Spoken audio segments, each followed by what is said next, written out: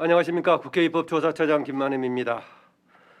국회 입법조사처에서는 지난 1월부터 시선과 논단 포럼을 진행해 오고 있습니다. 매월 마지막 주에 각 분야의 최고 전문가를 모시고 국가의 주요 현안에 대해서 심도 있게 논의하는 시간을 갖고 있습니다.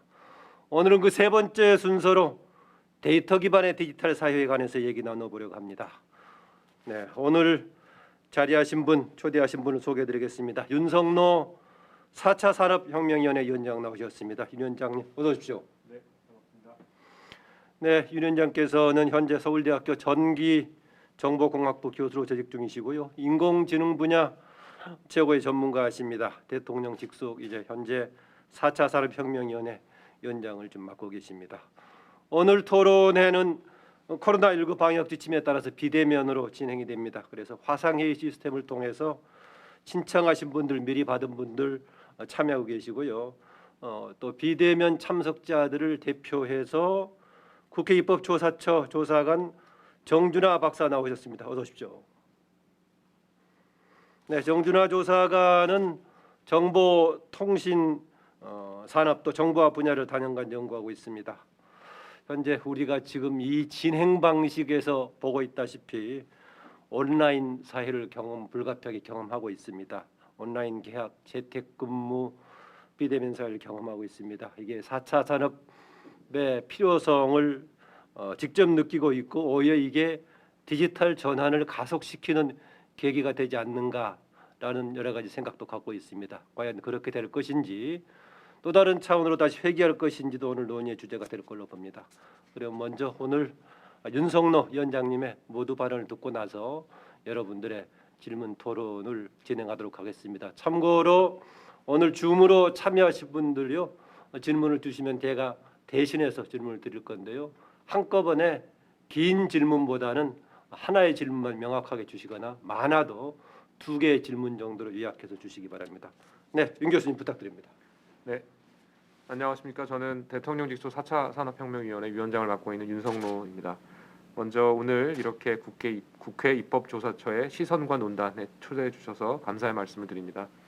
아울러서 여러 가지로 바쁘신 일정에도 불구하고 오늘 자리를 마련해 주신 김만흠 입법조사처장님, 정준하 입법조사관님을 비롯한 관계자 여러분들께도 깊은 감사의 말씀을 드립니다. 국회 입법조사처에서 주관하는 시선과 논단은 국정 현안과 국가 미래에 중요한 영향을 미치는 핵심적인 이슈들이 있을 텐데 이들에 관해서 입법조사관 여러분들과 토론을 통해서 입법 및 정책적 합의를 도출하고자 개최되는 그런 아주 의미 있는 자리로 알고 있습니다. 오늘 논의될 데이터 기반 디지털 사회의 현안과 전망에 대해서 모쪼록 생산적이고 유용한 그런 토론이 되기를, 그리고 주요 아젠다에 대해서 향후 저희 4차위와 긴밀히 교류하며 함께 협력할 수 있는 기회가 마련되기를 바라봅니다. 지난해부터 코로나가 지속되고 있고요. 여러 가지 어려움이 있습니다. 그럼에도 불구하고 좀 전에 말씀 주신 대로 4차 산업혁명의 진전으로 인해서 여러 가지 기술적인 진보들 그리고 디지털 전환이 가속화되고 있고요. 소위 말하는 DNA, 데이터 네트워크 AI로 대변되는 여러 가지 기술 그리고 ICT 경쟁력을 바탕으로 해서 국민의 안전과 경제 회복, 어떻게 보면 두 마리 토끼가 되는데 이 두 가지를 모두 달성하기 위해서 최선을 다해 왔습니다. 저희 4차위에서도 그동안 디지털 대전환으로 상징이 되는 4차 산업혁명에 대응하기 위해서 국가 전략을 마련하고, 그리고 핵심 기반인 좀 전에 말씀드렸던 DNA 기반의 세부 추진 전략 약 40여 건을 심의하고 의결했습니다. 그리고 제가 3기부터 위원을 맡고 있는데 그 이후에 국가 인공지능 컨트롤 타워로서 여러 가지 역할을 수행하고 있습니다. 또한 기존 정부 공청회와는 좀 차별화된 토론의 장이라고 볼 수 있는 규제 제도 혁신 해커톤을 도입했고 운영하고 있습니다. 다양한 주제의 사회적 합의를 이루었고 데이터 3법의 개정의 기초도 마련하였습니다. 아울러서 5G의 세계 최초 상용화 그리고 선도적 구축, 나아가서 인공지능 국가전략 한국판 뉴딜을 추진하는 데 뒷받침을 하였고요. 우리나라가 세계적으로 혁신을 이끄는 그런 나라로 자리매김하는 데 기여해왔다라고 생각을 합니다. 하지만 이제 여전히 우리는 코로나 대유행이라고 하는 전에 없었던 미중유의 사태를 맞이했고, 이로 인해서 촉발된 새로운 세상 그리고 미래 일부를 우리가 예상보다 일찍 경험하고 있다라고 볼 수 있겠습니다. 백신하고 치료제가 이제 보급이 될 것이고 조만간 코로나가 있던 그 이전의 일상으로 돌아갈 수 있다라고 희망을 해봅니다. 하지만 코로나로 인해서 여러 가지 교훈을 얻었고 이를 바탕으로 앞으로 다가올 미래는 더 잘 대비해야 되지 않을까 생각을 합니다. 특히 이제 데이터 기반의 디지털 경제가 활성화되어야 될 것이고 우리가 미래에 잠깐 다녀왔는데 사실은 저희가 잘 대비한다라고 하면 앞으로 다가올 미래는 더 잘 대비를 해야 될 것이라고 생각을 합니다. 향후 5년간을 살펴보면 그 향후 5년간이 디지털 대전환의 큰 변곡점이 되리라 생각을 하고 여러 가지 기술적인 진보가 현실화되는 아주 중요한 시기가 될 것으로 예상을 합니다. 당연히 세계의 여러 주요 나라들은 아주 발빠르게 자기들만의 디지털 경제 전환을 위한 정책을 마련하고 있고요. 데이터 기반의 플랫폼 기업들의 시장 장악은 더욱더 확산되고 있는 그런 상황이 되겠습니다.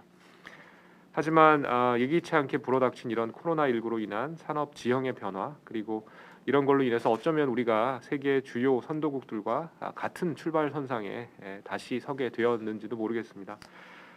이에 지금껏 우리가 잘 다져온 ICT 경쟁력이 있을 것이고 이것을 발판 삼아서 하루빨리 국민 경제 회복 그리고 포용 이런 것들을 이루고 새로운 도약을 위한 실행에 나서야 될다라고 생각이 듭니다. 위기가 기회다라는 말이 있고요. 그런 현 시점에서 가장 중요한 일 중에 하나는 데이터와 인공지능 같은 4차 산업혁명 관련 기술을 자유롭게 활용할 수 있도록 민간의 역량을 키우고 능력을 마음껏 발휘하도록 환경을 만들어주는 일이라고 생각을 합니다. 앞으로는 데이터와 인공지능을 어떻게 활용하느냐에 따라서 우리의 미래가 정해질 것이라고 해도 과언이 아니다라고 생각을 합니다. 민간의 혁신 역량이 대단하고요. 그 혁신 역량을 믿고 오랫동안 해결을 요구해온 문제에 대해서 국회 그리고 정부가 함께 지혜를 모아서 해결 방안을 모색하고 아주 탄탄한 법과 제도적인 환경을 만들어 준다라고 하면 민간은 더욱 안전하게 기술을 잘 활용하고 여러 가지 신선하고 참신하고 유용한 그런 경쟁력 있는 서비스를 만들어서 글로벌 시장에서 새로운 표준 K 스탠다드라고 할 수 있는 그런 것을 제시할 수 있지 않을까 생각합니다. 이런 것들을 위해서 4차위는 기존 민간위원장 체제에서 국무총리가 참여하는 공동위원장 체제로 확대 개편이 되었고요. 참여부처도 기존의 5개에서 기재부나 개인정보보호위원회 등 12개로 확대가 되었습니다. 그래서 부처 협업과 민간 협력을 지원하는 통합 데이터 컨트롤 타워로서 새롭게 역할을 수행하고 있고요. 오늘 이제 이 자리에서 중점적으로 토론하게 될 국가 데이터 정책 방향, 이른바 대한민국 데이터 119 프로젝트는 50여 차례의 민간 의견을 수렴해서 부처 간 그리고 이해 관계자 간 이견을 지속적으로 협의하고 조정하는 그런 핵심 과제가 되겠습니다. 특히 오랫동안 해결되지 못한 현안들에 대해서 지금 바로 당장 뭐든지 다 해결할 수 있다가 아니고 어떤 변화의 모멘텀을 갖추기 위해서라도 한 단계씩 해결해 나가야 된다라고 생각을 합니다. 오늘 저희가 논의를 할 데이터를 비롯한 여러 가지 4차 산업혁명과 관련된 주제 중에서 국회나 정부 따로따로 혼자서 해결할 수 있는 일이 거의 없다라고 생각을 합니다. 그리고 민간 그리고 같이 합심해서 그렇게 풀어 나가야 되는 그런 과제가 대부분이 아닐까 생각을 합니다. 이제 뒤쪽에 좀 자세한 토론이 이루어질 것입니다. 하지만 예를 들어 본다고 하면 이제 국민 대다수가 불편을 겪고 있는 실손보험 청구 관소화 과제가 있는데요. 복지부하고 금융위가 서로 협력을 해야 되고 또 의료법 21조 2항이 있습니다. 의료기관의 의료기록 제3자 열람 제공 원칙 금지가 되는데요. 이런 거에 예외를 규정하는 보험업법 개정이 반드시 필요한 그런 상황이 되고 현재 21대 국회에서 전재수 의원안 등 보험업법 개정안이 발의가 되었습니다. 그런 과정에서 국회 논의를 통한 법 개정이 신속히 진행되었으면 하는 그런 바람이 있습니다. 추가해서 데이터 119 프로젝트 말씀드렸는데요. 그 프로젝트의 이제 한 부분이 데이터 기반의 수출입 물류 프로세스를 효율화하기 위한 스마트 항만 과제가 되겠습니다. 이 과제는 육상, 해상, 물류 데이터를 연계해서 이제 이루어져야 하고요. 그를 위해서 국토부, 해수부 간 협력이 필요하고 그뿐만 아니라 민간 해운사, 터미널 운영사와도 합심을 해야 된다라고 생각을 합니다. 또한 수재해 선제적인 대응을 위해서 물관리 데이터 통합이라는 과제가 있는데 이 과제는 환경부, 행안부, 지자체가 보유한 여러 가지 데이터들을 어떻게 통합하는지 고민해 나가야 하고요. 그래서 이런 개별 과제들의 해결에서 국회에서 효과적인 입법 논의가 필요하고 이런 논의를 통해서 법제적인 뒷받침 또한 반드시 필요하다라고 보고 오늘 이 자리에서 이제 필요성 그리고 실효성에 대해서 활발한 토론이 이루어지기를 기대해 봅니다. 아울러서 오늘 핵심 주제인데 데이터 분야죠. 근데 그 외에도 사실은 인공지능과 네트워크를 비롯한 여러 가지 과학기술, 산업구조, 교육과 일자리, 윤리적 이슈, 뭐 대한민국의 디지털 대전환이라고 표현할 수 있을 텐데 관련된 다양한 이슈 또한 논의가 되면 좋을 것 같습니다. 끝으로 오늘 모이신 여러분들께서 지혜를 모아주시고 또 지속적인 관심을 가져주신다라고 하면 우리나라의 데이터 기반 디지털 대전환이라는 여정이 있을 텐데 거기에 있어서 매우 의미 있는 그런 초석이 되리라 생각을 합니다. 이러한 노력들이 하나가 된다라고 하면 코로나 대유행이 촉발한 새로운 세상이죠. 데이터 기반의 디지털 경제가 될 것이고 우리 국민 모두는 아주 스마트한 그런 일상을 누리면서 삶의 질도 역시 좋아지는 그런 데이터 사피엔스로 거듭나는 그런 일을 기대해 봅니다. 다시 한번 오늘 토론에 초청해 주셔서 감사드리고요. 의미 있는 토론 시간이 되기를 희망합니다. 감사합니다. 네, 윤 위원장님 모두 발언 고맙습니다. 지금 4, 5년이 아주 중요한 시기다라고 말씀하셨고 또 최근에 제가 어느 방역 관련 좀 행사에 참석한 적이 있습니다만은 K 방역이라고 불릴 정도로 성공했던 한 두 가지 정도의 배경을 이야기하면서 그 중에 핵심에 우리나라의 ICT 이걸 지적을 했습니다. 또 한편으로는 우리 사회가 가지고 있는 문화적인 특성이 작용했다 이런 얘기도 하고 있었는데요. 그런데 오늘 주제가 데이터 기반의 디지털 사회 주제 주요 둘 다 외국어로 되어 있습니다. 디지털, 데이터 이렇게 되어 있는데 윤 위원장님 어떻습니까? 데이터, 디지털 경제, 디지털 사회, 4차 산업 이런 용어들을 정부든 일상 언론이든 간에 아주 많이 쓰고 있는데 일반 국민들이 여기에 대해서 어느 정도 감으로 체득하고 있다고 좀 보고 계십니까? 대체로는 뭐 인터넷 관련된 이런 거다 정도는 되게 알고 있는데 어느 정도 좀 국민들이 공감하고 있다고 보십니까? 실체를요. 예, 그래서 사실은 처장님 말씀해주신 대로 이제 외래어가 조금 많은 그런 상황이죠. 뭐 디지털이라는 말도 그렇고 데이터라는 말도 그렇고 그래서 국민 여러분께서 뭐 잘 알고 계시는 그런 개념도 있겠지만 그렇지 않은 개념도 있을 것이고 그리고 특히 이제 신기술들이 계속 새로운 이름으로 등장을 하고 있습니다. 많은 경우에 뭐 외국에서 비롯된 그런 기술들이기 때문에 어쩔 수 없이 외래어가 이제 뭐 잠시나마라도 사용이 되고 있지 않나 싶고요. 그래서 저희 사차위에서 사실은 이제 그런 기술들에 대해서 다루고 있고 국민들이 당연히 체감하고 실제로 효용을 느끼셔야 되기 때문에 어떻게 하면 이제 국민들이 이런 것들을 제대로 아시고 활용하실 수 있을지에 대한 관심은 많이 가지고 있습니다. 예를 들면 저희가 관련된 설문조사를 이제 꾸준히 시행을 해오고 있는데요. 코로나 전후에 이제 그런 국민의 인지도나 체감도와 관련해서 저희가 조사를 할 그런 기회가 있었습니다.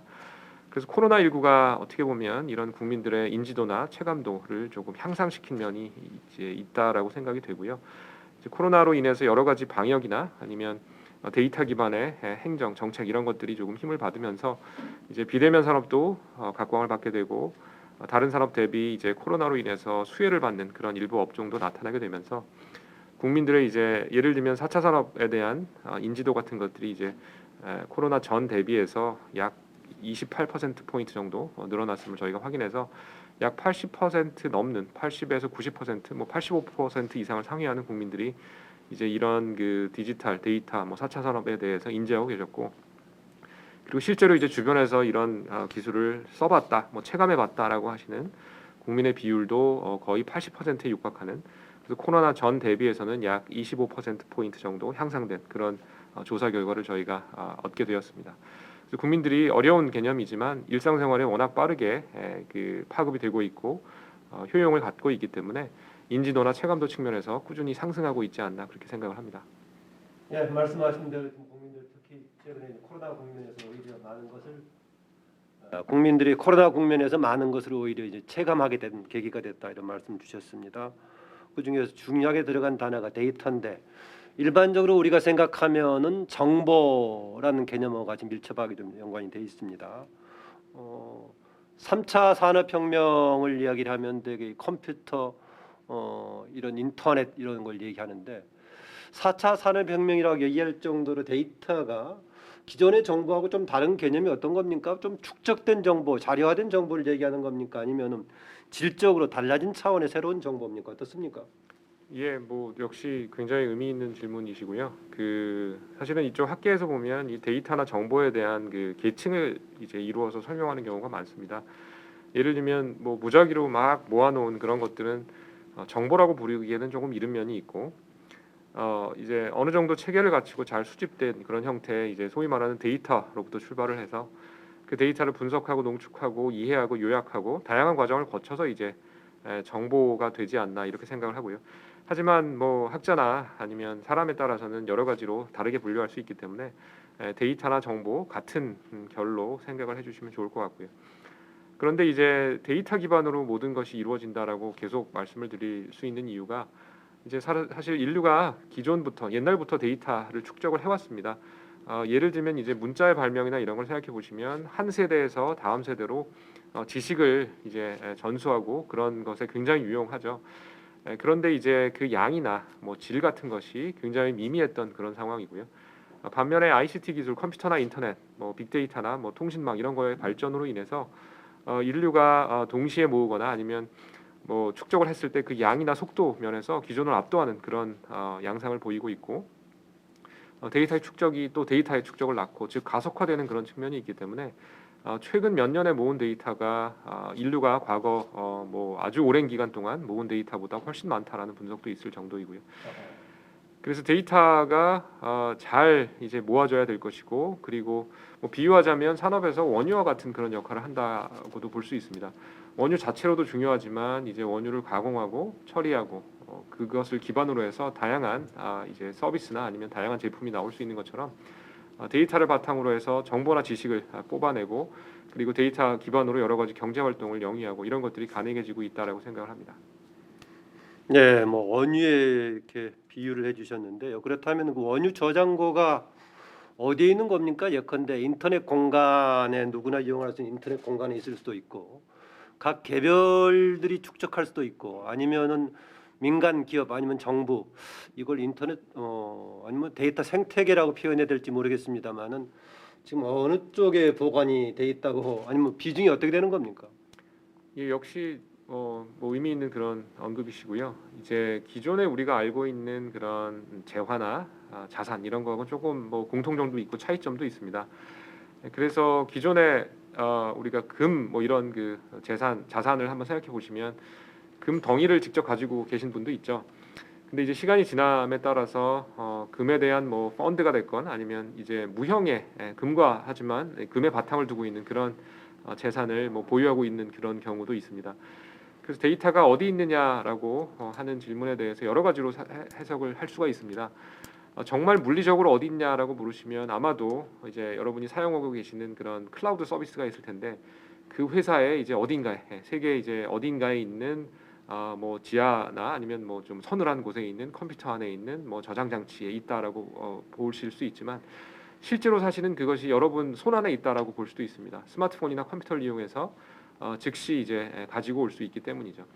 그래서 이런 정보나 데이터라는 것이 기존에 우리가 알고 있는 자산, 재산 이런 리소스와는 조금 다른 면도 있어서요.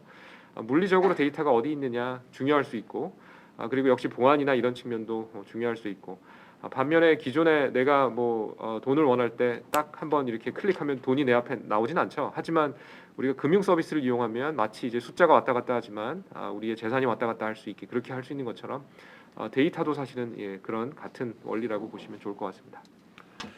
네, 그런 원리니까 저도 딱 이렇게 잘라서 어디에 보관이 돼 있다, 데이터 창고라든가 데이터 댐이 어느 쪽인가 확실하게 네. 구분해서 조금 하기는 그렇습니다만은 우리나라가 이쪽 분야에 상당히 앞서가는 쪽이다라고 얘기한다면은 현재 우리나라에서 이런 데이터가 구축돼 있는 상황은 어떻습니까? 기업들은 당사자들의 직접 이윤 추구 차원에서 데이터를 축적하고 구축할 수밖에 없는 그런 건데 우리나라 사회 전체의 뭔가 혁신을 위한 그런 자원 자산으로서의 지금 우리나라의 데이터 구축 상태는 어떤 상태입니까? 예, 그래서 데이터가 이제 경제적으로 이제 살펴보면 여러 가지 성격을 가집니다. 그래서 공공재적인 성격도 있고요. 즉 이제 공공이 나누어서 써야 된다라고 하는 그런 공공재의 성격도 가지고 있고, 반면에 이제 처장님 방금 언급하신 대로 사적인 기업, 사기업들이 이제 그것을 이용해서 이윤을 창출할 수 있는 그런 사적인 면도 가지고 있고요. 그래서 이제 데이터라고 하는 것이 다양한 성격을 기존의 자산이나 재화와는 달리 가지고 있기 때문에 거기에 맞는 그런 어떤 제도나 생태계를 갖춰가는 것이 매우 중요할 것 같고요. 그래서 공공에 이제 가지고 있는 그런 공공 데이터, 그리고 민간 기업들이 자신들의 어떤 그 영업 비밀이나 아니면 재산으로서 보유하고 있는 그런 데이터, 각각의 성격을 이해해야 되고, 그리고 각각이 이제 활용될 수 있는 그런 방안을 찾아서 잘 뒷받침이 되어야 된다고 생각을 합니다. 그래서 공공 데이터 같은 경우는 이제 많이 가지고 있고 공개해도 문제가 되지 않는 그런 경우도 있습니다. 하지만 뭐 국방 데이터가 됐거나 아니면 민감한 개인 정보 같은 경우에는 이제 공공에서도 공개하기 이제 불가능한 그런 경우도 있죠. 그래서 공공 데이터에 이제 공개 가능한, 그리고 국민에게 도움이 되는 그런 데이터는 적극적으로 개방하는 것이 맞다라고 보고요. 반면에 이제 민간 기업이 갖추고 있는 데이터는 일방적으로 공개를 요구할 수도 없고 해서도 안 된다라고 생각을 합니다. 예를 들면 반도체 이제 제조 공정 같은 경우에는 어떤 원료가 들어가는지 자체가 영업 비밀이 될 수 있습니다. 그래서 이제 여러 가지 국가 경쟁력을 위해서라도 일부 기업들의 이제 그 정보나 데이터는 보호되어야 되는 것이 맞고요. 그래서 각각의 성격에 맞게 이제 그래도 조금씩 이제 진전이 일어나고 있는데, 공공은 보다 많은 이제 민감 정보나 국가 안보와 관련된 정보는 당연히 제외하고 공개 가능한 정보는 최대한 개방하도록 그렇게 유도를 해야 될 것이고, 민간의 경우에는 이제 이 영업의 비밀이 되거나 아니면 자산이 되는 그런 데이터는 보호해주고, 반면에 이제 여러 가지 활용할 수 있는 그런 공개 가능한, 역시 아니면 활용 가능한, 서비스 가능한 그런 데이터를 적극 발굴해서 사업화하고 여러 가지 성장 동력화할 수 있는 그런 지원도 필요하다라고 생각이 됩니다. 예, 지금 이제 데이터를 중심으로 한 디지털 사회가 미래이기도 합니다만 현재도 일부 우리가 생활로서 지금 이제 겪고 있는 상황이니까는요. 지금 기업 차원에서 여러 가지 데이터 활용 내용 지적해 주셨습니다. 그런데 지금 우리 참여하고 있는 분들이 이쪽 관련 분야 전문가들도 있고 관심 있는 사람들도 있는데요. 또 시청자들 중에서는 일반 국민들도 있기 때문에 우리 실생활에서 지금 데이터가 혁신을 가져온 실생활에 이용하는 부분들 몇 개 예시를 좀 해주신다면은요, 좀 이야기도 편하실 것 같은데 어떤 것들을 들 수 있겠습니까?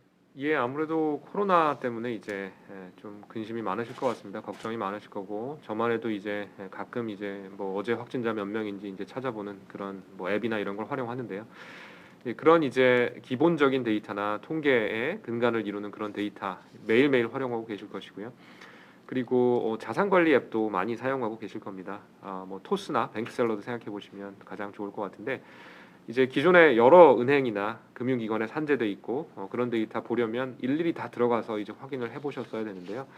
그런 자산관리 앱을 사용하면 아주 일목요연하게 편리하게 확인하실 수 있고, 그리고 오픈뱅킹이라고 하는 그런 서비스를 통해서 한 곳에서 개별적인 은행을 일일이 방문하지 않고도 여러분의 어떤 계좌 간의 이동이나 이런 것을 자유롭게 하실 수 있음을 이제 경험하셨을 거고요.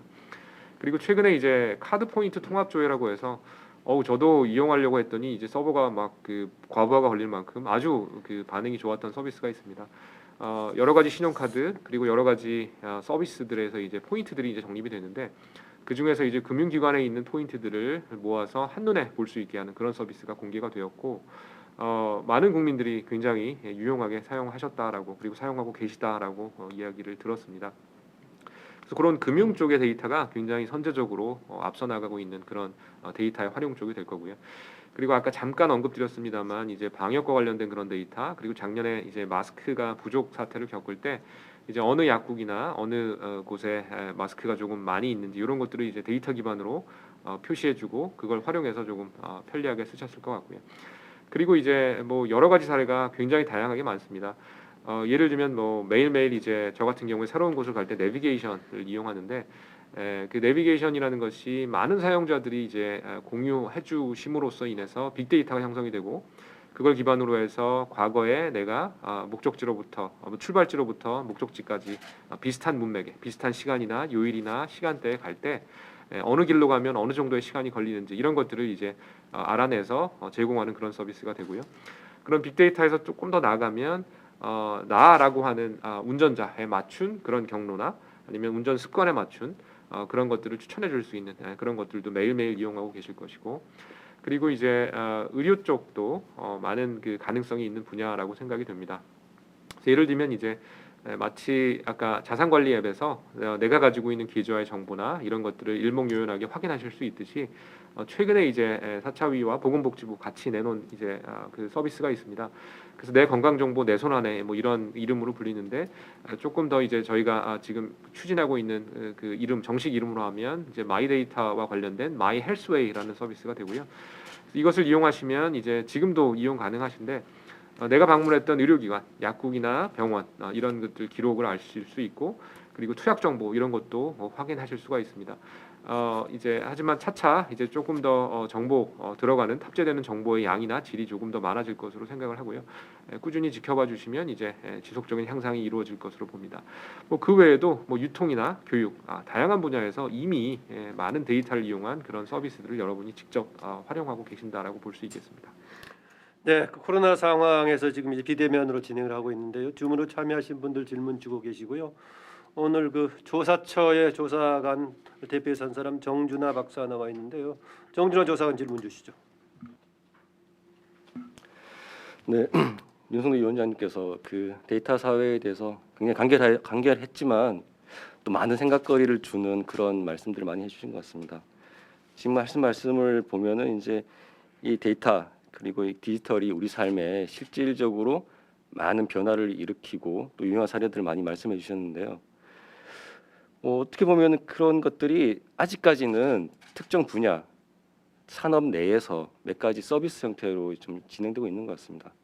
그렇다면 이제 우리가 그 지향해야 될 방향이 하나의 산업, 데이터 산업을 넘어서 데이터 사회, 디지털 사회 이렇게 사회적인 뭔가 변화를 패러다임 시프트를 우리가 지향을 하고 있는데, 그렇다면 지금 우리가 이제 이루어지고 있는 산업적인 변화를 어떻게 하면 이제 거시적인 사회적 변화, 우리의 삶에 전반적 영향을 미칠 수 있는 거시적 변화로 이끌어 나갈 수 있는지 거기에 대해서 의견 좀 부탁드리겠습니다.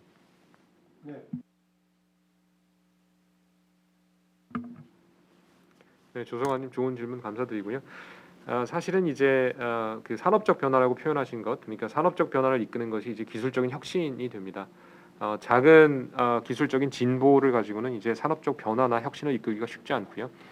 그래서 기술적인 혁명적인 기술이 나와야 된다라는 거죠.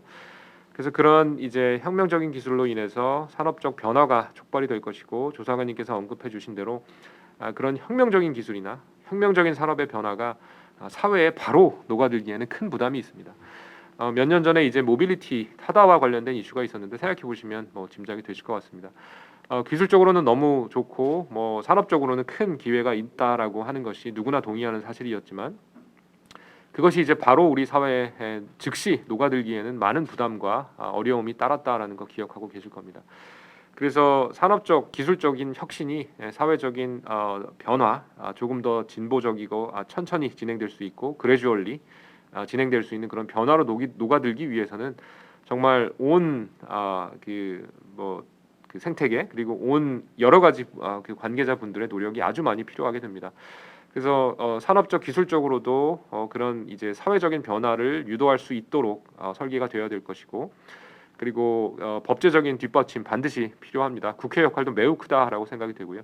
그리고 이제 그런 것들을 받아들이는 기존 생태계, 기존 산업계, 기존 민간 분야에서도 이제 여러 가지 조심스럽지만 그 준비나 대응이 필요하다라고 보고요. 그래서 전반적으로 사회 전체에 걸쳐서 다양한 노력 이런 것들이 경주되어야 된다라고 생각을 하고요. 어느 한쪽의 일방적인 그런 움직임은 바람직하지는 않은 것 같습니다. 기술적인 어떤 진보를 바로 사회에 즉시 이제 주입하려는 그런 시도가 쉽지 않을 수 있고요. 그리고 반면에 이제 사회적인 흐름이고 시대적인 흐름이고 전 세계가 나아가는 방향인데 이제 그 바뀌지 않으려고 하는 그런 너무 경직된 그런 사고 방식은 이제 시대에 뒤처지게 하는 그런 요인이 될 수 있기 때문에 모든 주체나 모든 분야에서 사실은 유연성을 가지고 어떻게 하면 더 향상될 수 있는 방향으로 갈 것이냐에 대한 쪽으로 의견이나 아니면 뭐 이런 것들을 모아 주셔야 되지 않을까 생각을 합니다. 네, 감사합니다. 그렇다면 이제 이게 데이터 사회라는 것이 데이터 기술 그리고 우리가 인식과 문화, 법제도 이런 굉장한 많은 요소들이 굉장히 순조롭게 상호 유기적으로 잘 돌아가는 그런 지향점이 필요한 것 같은데요. 제가 듣다 보니까 그 중에서 좀 중요한 게 기존 이해관계자의 대립을 얼마나 잘 조정해내느냐. 우리가 앞서 말씀하셨던 그런 모빌리티 갈등을 겪은 바 있었는데 사실 이 모빌리티 갈등이라는 것이 어떤 나라에서는 굉장히 좀 좋은 서비스로 이루어지고 있는데 사실 우리나라에서는 갈등으로 이렇게 결국 마무리된 게 좀 아쉬움이 좀 있습니다. 자, 그렇다면은 이게 우리가 좀 어려운 질문일 수 있겠지만요. 우리가 해결하지 못한 갈등이었는지 아니면은 지금 우리 사회에서 이 갈등을 잘 조절할 수 있는 그런 장치가 부족했기 때문에 그러니까 해결할 수 있는 문제였지만 제도나 기회가 부족했던 건지 아니면은 이 문제 자체가 지금 우리나라 구조에서는 거의 뭐 다룰 수 없는 그런 어려운 문제였던 건지 이 부분에서 의견 좀 부탁드릴 수 있을까요? 네. 예, 역시 좋은 지적이신 것 예.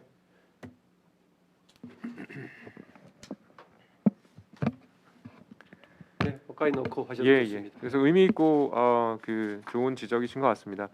그래서 모빌리티 이슈로 이제 조금 구체적인 그 면으로 짚어주셔서 뭐 관련해서 설명을 좀 드리면 이 모빌리티 이슈가 세계적인 사실은 이슈였습니다. 우리나라만의 문제는 아니었고요.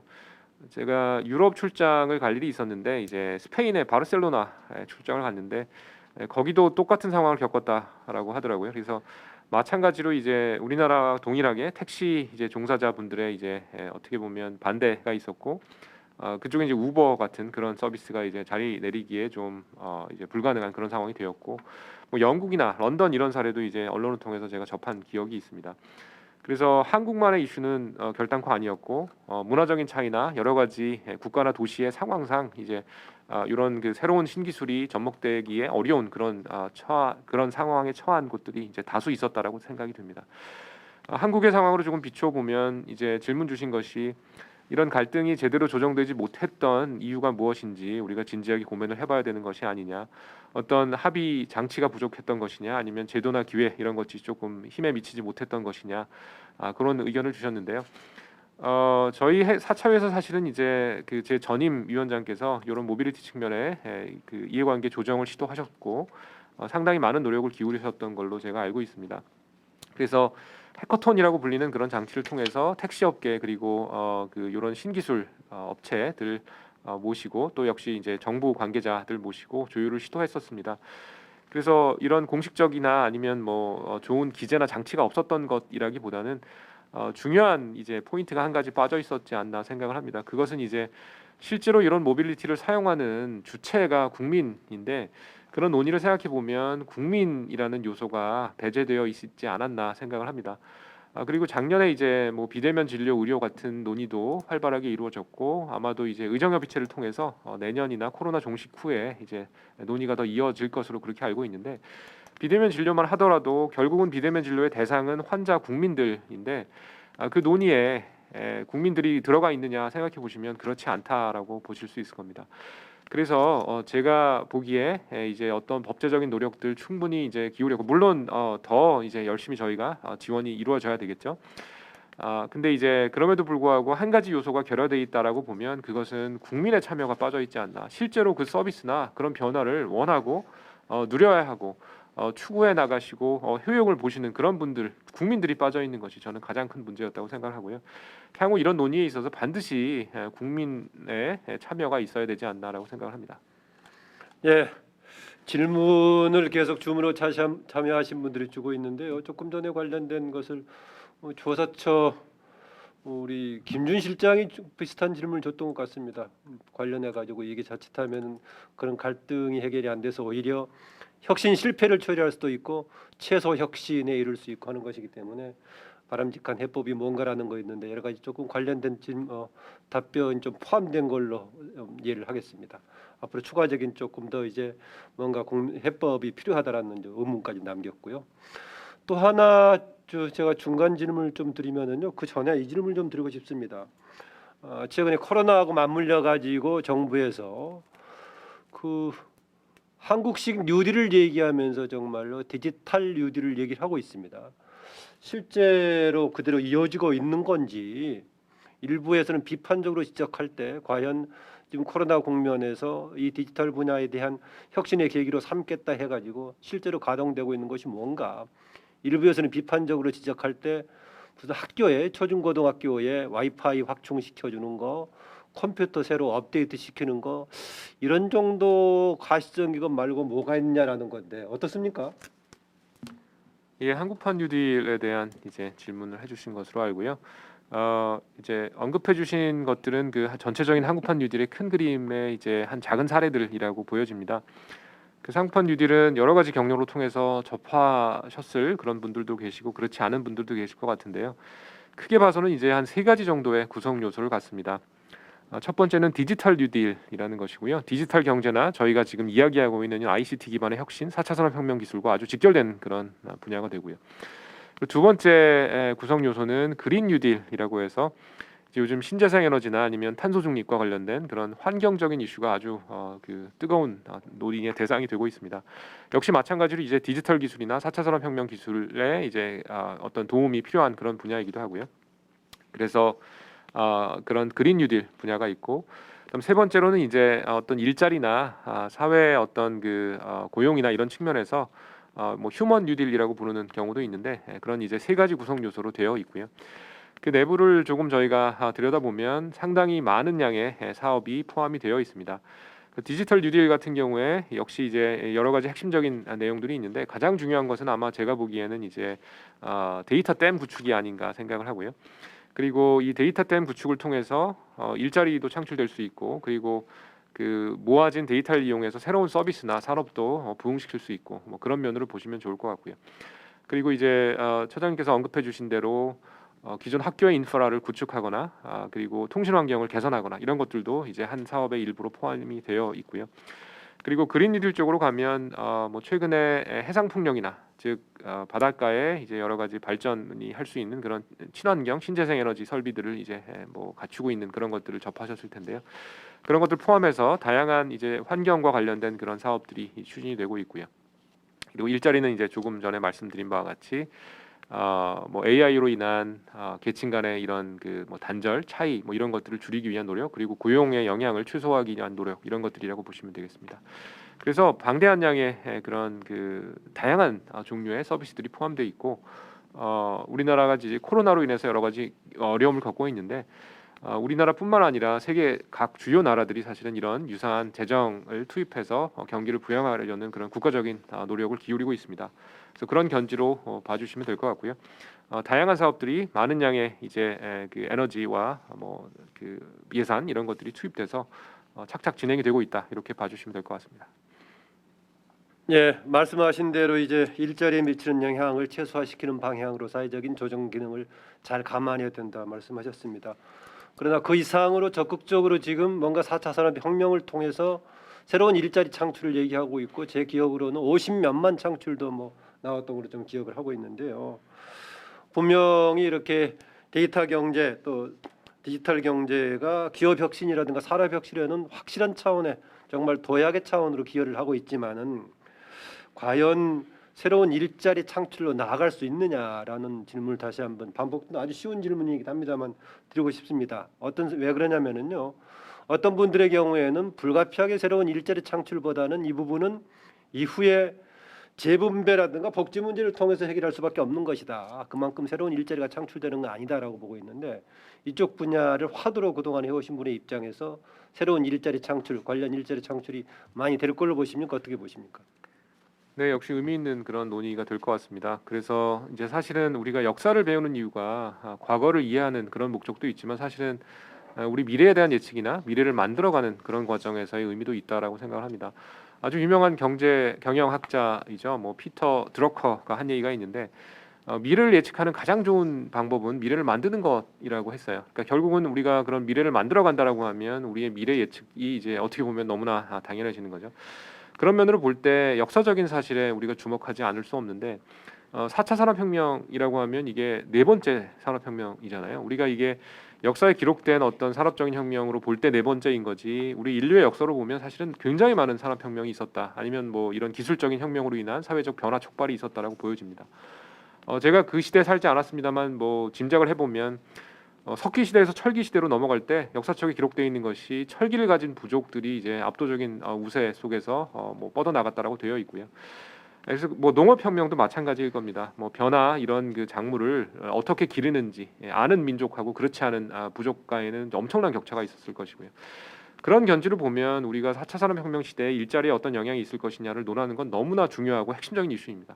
이 영향을 줄 수밖에 없고요. 근데 반면에 4차 산업혁명으로 인해서 일자리 영향을 받으니까 4차 산업혁명을 하지 말자라는 것은 역사적으로 보면 조금 그 이야기를 이어가기 어려운 그런 논리가 아닌가 바로 짐작하실 수 있을 겁니다. 그렇다 치면 4차 산업혁명으로 인한 일자리 영향이 있으니 하지 말자는 일단은 힘든 그런 포인트가 되는 것이고 그것보다는 영향받는 것은 너무나 자명한 사실이니 어떻게 하면 영향을 최소화하고 연착륙할 수 있고 보다 더 긍정적인 쪽으로 연결할 수 있는지에 대한 논의를 하는 것이 당연히 합당하다라고 생각을 합니다. 그런 면으로 보면 이제 일자리의 영향에 대해 생각해 봐야 되고 새로운 일자리가 생겨날 것이냐라고 봐야 되고 기존의 일자리를 가지고 있는 분들은 어떻게 할 것이냐라는 다양한 각도로 생각을 해볼 수 있습니다. 먼저 이제 새로운 일자리가 생겨나겠느냐 그렇지 않다라고 생각하실 수도 있겠지만 역시 이제 과거에 빗대서 생각해 보시면 증기기관이 나오고 자동차가 나오면서 너무나 유명한 예제죠. 뭐 영국에서 이제 뭐 붉은 깃발법 이런 거 들어보셨을 거예요. 자동차가 나와서 마부의 일자리가 사라지니 이제 법적으로 모든 자동차 앞에는 마부가 앞에서 이제 말이 이제 자동차 앞에 선도를 하면서 붉은 깃발을 앞에 달고 가야 된다 이런 거 들어보셨을 거예요. 그로 인해서 영국이 치른 대가는 엄청납니다. 자동차 앞에 자동차보다 느린 말이 이제 선행함으로써 자동차가 빨리 갈 수 없었고 자동차를 도입하는 이슈가 이제 희석이 된 것이고 자동차 산업의 경쟁력이 이제 그 감소하게 되면서 세계 최초의 자동차 영국에서 뭐 증기기관이 나왔다라고 보지만 세계 최초의 자동차는 이제 독일에서 나오게 되고 그로 인해서 지금 영국의 자동차 산업이 강하느냐 동일의 자동차 산업이 강하냐 생각해 보시면 뭐 답이 나올 것 같습니다. 그래서 새로운 일자리가 생겨납니다. 마부의 숫자와 운전자의 숫자를 비교해 보시면 어떤 게 많은지 자명하고요. 아마 여기 계신 많은 분들이 마부는 아니신데 운전자이시잖아요, 그죠? 그래서 그런 면으로 보면 이제 새로운 일자리가 생겨난다라는 것은 자명합니다. 뭐 타자수하고 컴퓨터 쓰시는 분 숫자를 비교해 보시면 후자가 뭐 압도적으로 훨씬 많죠. 그래서 그런 식으로 새로운 일자리가 생겨난다라는 것은 명약관화하고 우리가 뭐 걱정 안 하셔도 새로운 일자리는 생겨날 겁니다. 반면에 이제 저희가 우려하고 걱정하고 함께 지혜를 모아야 되는 것은 기존의 이제 일자리를 가지고 계신데 AI의 도입이나 뭐 4차 산업혁명의 파급으로 인해서 일자리에 영향받으시는 분들이 있을 거예요. 그 일자리가 없어지거나 아니면 뭐 하셔야 되는 일의 양이 줄어들어서 뭐 이제 그 생계에 영향을 받으시거나 아니면 이제 그 일자리가 없어지지는 않지만 새로운 일자리에 비교해서 상대적인 이제 박탈감을 느끼시는 경우가 있을 거예요. 연봉 급여나 아니면 복지나 아니면 일의 성격 이런 걸로 인해서 많은 차이를 경험하심으로써 나 일자리 바꾸고 싶은데 일자리에 대한 전환이 필요하지 않을까 이런 그 생각을 가지시는 분들이 많아지실 걸로 봅니다. 그런 면으로 볼 때 이제 최근에 OECD에서 펴낸 보고서가 있어요. 어느 나라나 이제 관심사가 이런 신기술, 뭐 AI라고 제가 이제 뭐 대표를 이제 대표 기술로 들어서 설명을 해보면 그 OECD 보고서에 AI가 일자리에 주는 영향이라는 보고서가 최근에 나왔습니다. 거기 보면 이제 의외로 AI로 인해서 이게 일자리에 영향을 주는 건 맞는데 의외로 AI에 영향받은 일자리에 뭐 수가 감소하거나 아니면 뭐 임금이 줄어들거나 이런 일보다는 이제 어떻게 우리가 우리의 일을 현재 하고 계신 일을 바라봐야 되는지 일자리를 바라보는 그런 뭐 그 방향성의 차이가 오히려 크지 않나 그런 내용이 있습니다. 무슨 말이냐면 저도 덧셈을 잘 못합니다만 컴퓨터 쓰고 계산기 쓰면 정확하게 계산을 할 수 있어요. 여기 계신 분들 중에 아직도 주판을 쓰시는 분은 거의 없다고 생각합니다. 내가 계산을 원할 때는 컴퓨터를 쓰고 계산기를 쓰면 돼요. 그러니까 하지만 현재 일은 계속 이어 나가실 수 있는 거죠. 마찬가지로 우리가 하기 싫고 뭐 너무 반복적이거나 위험하거나 이런 일을 할 때 기존에는 이제 기계가 대행해 줄 수 없었지만 인공지능의 도입으로 인해서 아주 위험하고 우리가 하기에 조금 꺼려지는 이런 일들 새킬 수 있게 그렇게 되면서 일자리가 없어진다기보다는 우리가 이를 바라보는 좀 더 긍정적인 방향으로 진행되고 있지 않나라는 느낌도 들고요. 그리고 이제 뭐 디지털로 인한 일자리 전환도 조금 우리가 고려를 해야 되는데 이제 마찬가지로 여러 가지 그 주체들이 기존 재직자분들의 전환 원하시는 분들에 한해서 4차 산업혁명이나 신기술과 관련된 그런 직종이나 업종으로의 전환을 이제 돕는 그런 그 장치들을 계속 만들고 계십니다. 그래서 그런 면으로 보면 이제 당연히 일자리에 대한 영향이 있을 것이고 당연히 우리가 생각해야 되는 중요한 이슈가 됩니다. 긍정적인 면도 있고 부정적인 면도 있겠고요. 하지만 이제 네트로 보면 이제 긍정적인 방향으로 진행될 것으로 생각이 되고요. 뭐 역사적인 토대로 해서 예측을 해봐도 그렇다라고 생각합니다. 네, 참여자들이 여러 많은 질문을 주고 있는데 좀 많이 좀 소화를 좀 해야 할 것 같습니다. 그 중에 하나 질문을 드리면은요, 저도 질문 드리고자 했던 내용인데요. 이혜경님이 준 질문입니다. 데이터 집중은 AI 기술 개발 같은 것에 기여하겠지만 한편으로는 개인정보 침해나 독점 우려도 제기되고 있습니다. 데이터 주권과 독점 사이의 균형을 어떻게 만들어 나갈지 고견을 듣고 싶습니다. 정말 이것은 이러다가 민간 차원이든 국가 권력을 가진 정부 차원이든 간에 조지 오웰의 1984가 용이해진 시대가 되는 거 아니냐 이런 지적도 나오고 있습니다. 데이터 주권 관련 질문이었습니다. 이게 역시 뭐 저희 4차 산업혁명이나 AI 논의에서 이제 빠져서는 안 되는 그런 중요한 이슈라고 생각을 합니다. 인공지능의 역사를 보면 한 70년 정도 됐다라고 보통 학문적으로는 그렇게 얘기를 하는데 이제 최근에 들어서 인공지능이 다시 붐을 일으킨 것은 빅데이터의 공헌이 큽니다. 인공지능 구현함에 있어서 데이터를 기반으로 인공지능을 만들었고 기존에 이제 룰 기반의 규칙 기반의 AI 대비했을 때 이제 압도적인 성능을 보여주고 있습니다. 그래서 2000년대 초반까지도 우리가 사용하던 그런 AI 인공지능 기술은 규칙 기반의 인공지능. 예를 들어서 이 방에 지금 온도가 23도보다 높으면 뭐 28도보다 높으면 에어컨을 켜라. 아주 간단한 법칙이죠. 그런 룰 기반으로 이제 지능을 설계했습니다. 하지만 예외 없는 법칙은 없다라고 하는 유명한 말이 있듯이 룰 기반으로 동작을 하면 예외 상황이 너무 많습니다. 사람들은 인공지능 그러면 굉장히 기대치가 높아요. 나를 대체하는 거니까 아주 똑똑하겠지. 그래서 전화기에다 대고 아주 어려운 말씀을 하시면 이제 못 알아듣게 되고 실망하게 되고 인공지능을 사용하지 않게 그렇게 되었던 상황인 거죠. 반면에 이제 데이터를 기반으로 한다라고 하면 특히 빅데이터를 기반으로 한다라고 하면 우리 사람들이 만들어내온 여러 가지 지식이나 정보 이런 것들을 기반으로 학습이 될 수 있기 때문에 기존의 단순한 룰 기반으로 동작하는 인공지능 대비해서 훨씬 장점을 가집니다. 그런 측면으로 보면 데이터 없이는 지금 우리가 영위하고 있고 앞으로 추구하고 있고 지향하는 이런 인공지능이나 4차 산업혁명 기술이 제대로 돌아갈 수 없음은 또 역시 명약관화합니다. 그런데 이제 데이터라는 것이 뭐 그렇지 않은 데이터도 많이 있습니다만 이제 일부 데이터의 경우에는 아주 민감한 개인 정보를 담을 수밖에 없는 그런 상황이 됩니다. 그런데 역설적으로 우리가 유용하다, 이거 도움되네, 나를 알아보네라고 하는 그런 감탄을 자아내는 그런 서비스의 경우에는 개인 정보에 근거를 하고 있는 해야 하는 그런 경우가 상당히 많습니다. 그래서 거기에서 이제 여러 가지 이제 어려움이 있게 되는데요. 서비스를 만들고 활용하려는 쪽에서는 최대한 개인 정보를 많이 이제 이용하려고 하고 반면에 이제 개인의 입장에서는 자기의 개인 정보를 이제 유출시키는 거에 대한 부담이 상당히 큰 상황입니다. 그래서 이제 4차 산업혁명을 논할 때 빠지지 않는 이슈가 첫 번째는 일자리, 그리고 두 번째는 이런 개인 정보나 민감 정보의 보호가 아닐까라고 생각을 합니다. 그런 면에서 최근에 이제 뭐 여러 나라에서 우리나라를 포함한 많은 나라에서 데이터 주권에 기반한 소위 말하는 마이데이터라는 사업을 이제 시작을 했습니다. 그래서 개인 정보가 없는 데이터는 사실은 논의의 대상이 아닌 것 같아요. 우리가 모아서 활용하면 되는 거고요. 근데 지금 논의의 대상은 이제 민감한 개인 정보를 담고 있을 경우에 그 데이터를 활용을 어떻게 할 것이냐, 활용을 해야 되는 것이냐, 뭐 이런 이슈가 되고요. 그래서 데이터 주권이라는 말이 나오기 시작했고 최소한 나의 데이터는 내가 원하는 대로 사용할 수 있어야 되는 거 아니냐. 제가 아까 자산관리 앱을 말씀드렸는데 그런 뭐 은행 계좌는 마음대로 보면서 내가 필요한 나의 건강 정보는 왜 내 마음대로 볼 수 없느냐. 저 같은 경우에도 병원에 가서 피를 뽑고 제 혈당을 재고 콜레스테롤 양을 잰 다음에 의사 선생님한테 따로 말씀을 드려야 돼요. 오늘 잰 게 이제 어느 정도 됐습니까? 제가 지난번에 잰 거 대비 어떻게 됐습니까? 따로 말씀을 드리지 않으면 제 정보를 알 수가 없어요. 여러분 차량을 보시면 뭐 타이어의 공기압이 조금만 떨어져도 바로 빨간불 들어옵니다. 근데 여러분 혈당 올라가거나 내려가거나 뭔가 몸에 안 좋으면 그거 바로바로 지금 알고 계십니까? 오늘 아침에 뭐 스트레스가 어쩌고 콜레스테롤 어쩌고 뭐 좀 주의하세요. 이런 알림 우리 받을 수 없거든요. 어떤 게 더 중요한? 타이어의 공기압 빠지는 게 더 중요합니까? 아니면 여러분의 생명이나 건강이 더 중요합니까? 이건 뭐 질문할 가치도 없는 그런 내용인데요. 예. 그러면 개인정보를 어떻게 잘 활용할 수 있을지 그 필요성은 명확하지만 그렇다고 해서 개인정보를 마구 공개하는 것은 당연히 있어서는 안 될 일입니다. 그래서 자기가 갖고 있는 자기의 데이터, 그 데이터 주권을 이제 기반으로 해서 정보 주체의 자기 결정권 관점에서 이제 마이데이터 정책이 이제 확산이 되고 있고, 뭐 EU의 GDPR이나 아니면 영국의 마이데이터 이런 것들을 보시면 뭐 다양한 해외의 사례들도 있습니다. 그래서 이제 활용을 위해서 어떻게 하면 나의 데이터를 잘 활용할 수 있을 것이냐, 남의 데이터를 보고 싶지만 봐서는 안 되고요.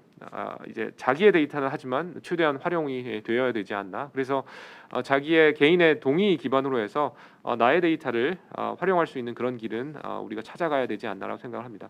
반면에 이제 데이터 주권이라는 게 그런 인디비주얼 스코프도 가지고 있어요. 내 데이터니까 내가 마음대로 보고 싶다. 하지만 이제 그 세계적으로 보면 우리나라에서 모은 데이터가 있을 것이고 다른 나라에서 모은 데이터가 있을 것이고, 그래서 어떤 그런 국제적인 이슈도 있습니다.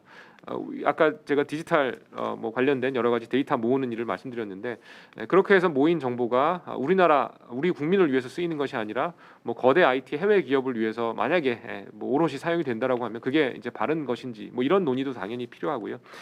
그래서 국가 내에서 데이터를 어떻게 이제 보호하고, 그리고 불필요한 유출 같은 걸 어떻게 막을지, 그리고 오남용을 우리가 어떻게 방지할지, 그리고 소비자 보호 측면에서 데이터 주권은 어떻게 확립되고 논의되어야 할지, 그리고 조금 더 큰 견지로 보면 글로벌리 이런 데이터의 거버넌스 같은 것들이 어떻게 이루어져야 될지, 어떻게 세팅되어야 될지, 이런 논의는 매우 중요하고, 뭐 단시일에 답이 있거나 바로 해결될 수 있는 문제는 결단코 아니고, 예. 특히 이제 국회나 이런 입법기관의 역할이 아주 크다라고 보고요.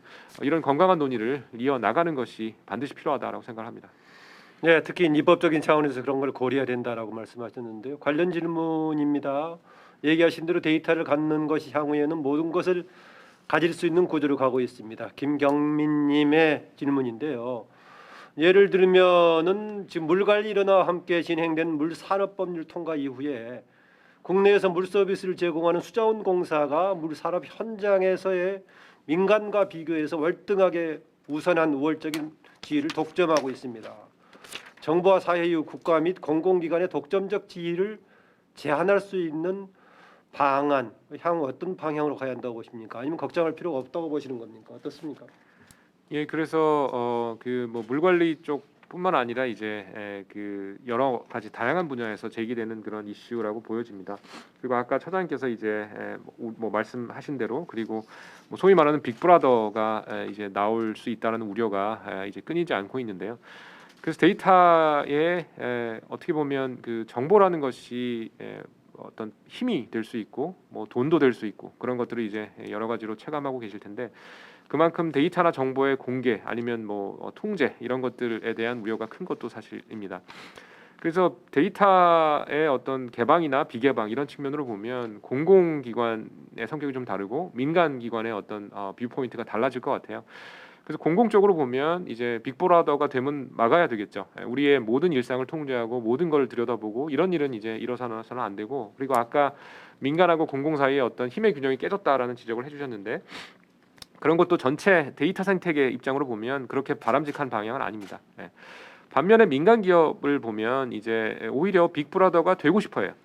최근에 이제 구글이나 애플, 페이스북 간의 어떤 갈등이나 알력 이런 것들 접하셨을 텐데, 페이스북에서는 개인이 어떤 그 행위를 하는지 스마트폰에서 이걸 원해요. 하지만 애플이나 이런 쪽에서는 또 그거의 공개를 이제 막아버리는 상황이고, 그래서 민간 기업들은 적절한 자율적인 아니면 뭐 긍정적인 그런 규제나 이런 것들이 전혀 없다라고 하면 빅브라더를 원하는 그런 상황이 되고, 정부나 공공기관 같은 경우에는 그런 것들에 대한 우려를 잘 알고 있기 때문에 이제 그런 불균형이나 그런 것들이 이루어지지 않도록 하는 노력들이 이제 시스템적으로 이루어지고 있습니다. 그래서 일부 이제 공공기관에서 정보를 독점하거나 민간의 참여를 막거나 이런 일이 있다면 이런 것들은 좀 해결이 되어야 되지 않나라고 싶고요. 민간이 주도할 수 있고 민간이 제대로 활동할 수 있도록 공공은 이제 지원하는 그런 역할이 되어야 된다라고 보고요.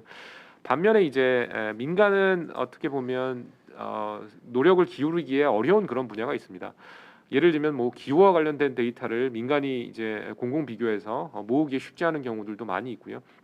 그리고 재난이나 이런 관련된 데이터도 당연히 공공이 주도적으로 모아야 될 겁니다. 그리고 관리해야 되고 그럴 겁니다. 그래서 이제 어떤 데이터냐, 어떤 성격이냐, 어떤 상황이냐에 따라서 공공의 역할이 커야 되는 경우도 있고 최소화돼야 되는 그런 상황도 있기 때문에 그런 것들을 고려해서 면밀한 검토가 필요하고요. 저희 사차위가 이제 데이터 컨트롤 타워의 역할을 하고 있다라고 했는데 어떻게 보면 그런 역할을 저희가 하고 있지 않나 생각을 합니다. 그래서 민간이 최대한 역량을 발휘하고 최대한 혁신 역량을 키워갈 수 있도록 공공에서는 지원해야 되는 그런 방향이 맞다라고 보고 데이터 측면으로 보면 데이터 생태계를 잘 구축해서 어느 한쪽에 일방적인 정보 독점이나 이 컨트롤 이런 것들이 이루어지지 않도록 건강한 모니터링 이런 것들도 반드시 이루어져야 되지 않을까 생각을 합니다. 네, 교육 관련 질문이 두세 개 들어와 있는데요. 하나는 이 관련 인재 키우는데 어떻게 될 것인가. 특히 이제 윤석노 위원장께서 대학에 재직하고 계시니까 우리나라 교육 차원에서의 지금 정말 4차 산업 시대에 부응하는 쪽으로 지금 대학이라든가 학생들이 지망하고 있는 것인가. 한때는 뭐 이공계 기피 현상 이런 까지 나오기도 했었는데요. 그 관련 질문이 있고 좀 질적으로 다른 질문인가 모르는데요. 또 하나는 이제 코로나19로 인한 교육 분야의 경우에 원격 교육 이런 것이 생기고 있는데 이 과정에서의 지금 이제 4차 산업혁명 관련 교육 과정과 뭔가 이것을 어떻게 투영해서 어떻게 반영해서 교육 콘텐츠로 만들 수 있을 것인가. 더불어서 관련 나오는 오히려 교육 격차가 심화될 여지에 대한 우려. 상당히 여러 가지 섞여서 질문이 나왔습니다만 김봉주님, 이덕란님 두 분의 질문입니다. 네, 감사합니다. 예, 제가 정보일을 돕고 있지만 제 본업은 교육자이고요. 사실 교육과 관련된 저의 철학이나 뭐 생각은 사실 굉장히 여러분께 공유드리고 싶은 것이 많습니다. 하지만 시간이 제한되어 있기 때문에 뭐 일부만 조금 말씀을 드리자면, 그러니까 대학 교육뿐만 아니라 사실은 저는 우리나라 교육이 총체적인 어려움에 빠져 있다라고 생각합니다. 이것이 정부의 잘못 전혀 아니고요, 민간의 잘못도 전혀 아닙니다. 어떻게 보면 이제 우리나라의 전통적인 교육열 이런 것에 기반해서 생긴 현상이 아닌가 생각을 하고요. 조금 뭐 비유를 들자면 제가 늘 드는 비유인데 우리가 영화를 보기 위해서 극장을 가죠. 지금은 코로나 때문에 조금 제한돼 있지만 일반적으로 이제 큰 대형 화면을 이제 우리가 즐기기 위해서 극장에 갑니다. 극장에 가면 이제 요즘은 좀 낫지만 그래도 전에 보시면 이제 앞자리하고 이렇게 높낮이가 크지 않아요. 그래서 앞사람이 일어나면 우리가 제대로 영화를 볼 수 없습니다. 그래서 일어날 수밖에 없는 상황인데 지금 어떤 상황이냐면 극장에 갔는데 잘 앉아 있다가 지금 막 광고가 나와요. 영화 시작하지도 않아서 광고가 나오는데 앞 사람이 이제 벌떡 일어난 거야. 일렬에 있는 사람. 그럼 뒷 사람은 안 일어날 수 없죠. 일어나고. 그래서 제대로 된 영화 시작하기도 전에 다 일어나서 서서 영화관에 있는 그런 상황이. 무슨 말씀이냐 하면 초중고, 그러니까 본격적으로 이제 우리가 전문가로 양성이 되는 그런 이제 뭐 대학이나 그 이후의 시점이 되기도 전에 초중고 시절에 이미 오버 에듀케이션이 되고 있어요. 저희 이제 뭐 주변에 있는 많은 아이들만 보더라도 아주 일찍부터 뭐 학원에 간다든지 아니면 뭐 여러 가지 이제 사교육에 이제 굉장히 피곤해하는 그런 현실이죠. 그래서 초중고 너무 과하게 교육이 되고 있고 앞 사람이 일어나니까 뒷 사람이 일어나듯이 옆집에 가니까 우리 집에도 시켜야지. 정말 압도적으로 많은 그런 교육량을 보이고 있고요. 그럼 그렇게 해서 길러진 애들이 대학에 들어왔을 때 진짜 우리나라를 위해서 경쟁력 있는 분야를 탐구할 수 있는 그런 준비가 되어 있느냐, 소위 말하는 번아웃 되어 있는 경우도 많고요. 그리고 야, 너 어떻게 들어왔냐라는 생각이 드는 경우도 있을 만큼 이제 학생들이 이제 대학에 왔을 때 새롭게 받아들일 수 있는 그런 준비가 좀 미진하지 않나 싶어요. 반면에 그러면 영화 시작하기 전에 다 일어나 있으니까 지치죠. 대학에 들어오면 전 세계 대비했을 때 우리나라가 경쟁력 있는 교육을 하고 있느냐, 대학에 몸담은 사람의 입장으로서 부끄럽지만 그렇지 않다고 생각합니다.